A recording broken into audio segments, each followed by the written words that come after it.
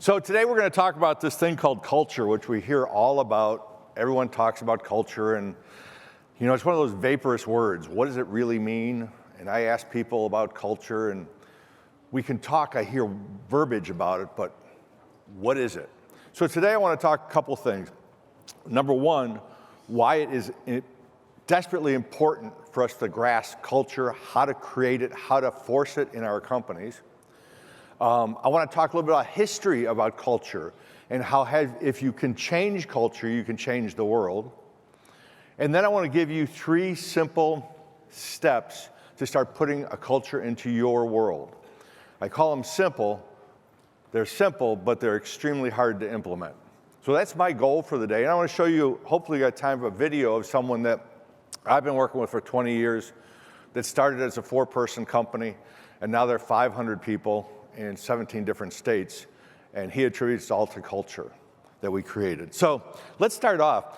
When I first started training people 25 years ago, my thought was to give people skills. You have 10, 12 people, I give them some skills. The problem was, I got done working with them, and only 2 or 3 of your people got better.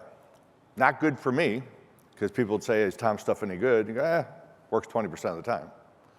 So I started looking at people different. And when I looked at people totally different, it changed. So I looked for major weaknesses in people. I'll give you an example. One of the major things I look for is desire and commitment. Because lots of times I'd talk to an owner and I say, do your people want to get better? Oh yeah, they want to make money. That's desire. Commitment most of the time wasn't there. And I'll tell you an easy way to hear the difference is if an employee comes up to you and says, hey boss, I want to make more money, can you give me a raise? That's desire, right? But if someone comes up to you and says, hey, I need to make more money, can I get a bigger territory? Can you show me how to close bigger accounts? Can you show me how to close faster? What do I need to do to fill my pipeline? That's desire and commitment, right? So if you found somebody with strong desire and commitment, then they take that training to the street. Then I found out that if we did not have processes to back that up, lots of times I'll talk to an owner of a company and I'll say, what's your sales process? And I'll hear something like, well, first we prospect, then we qualify, then we demo, then we propose, and then we close. Those are outcomes to a process. That is not a process. What has to happen? What are the minute actions that have to happen under each one of those categories to move something along? Because if you don't have that and you hire someone with desire and commitment to be successful, and you give them skills, but you don't have the roadmap of how to get there, they're going to say, hey, I got to go somewhere else. So that's not good for us. So once you get those processes in place, you have a playbook. See, kids get out of college, or got out of college, and when they went to college, a professor gave them a syllabus and said, do these things, get an A. We hire them in the sales department, and they go, where's my syllabus? How do I get that A?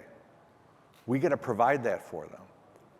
But lastly, I found out, and this fostered the talk I have today, if we don't have a culture in place that demands that process being used, that demands these are the people I want working for me, that you have to have desire and commitment. If you don't have that culture in place, then it all falls apart. So this is why it's extremely important for us to get our head wrapped around culture, focused around culture, and this has to be in play every day, not just some nice words we put on a wall. Thank you for watching this highlight video from the Sandler Summit.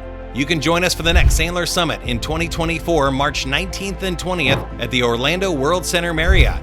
Register now at sandler.com/summit.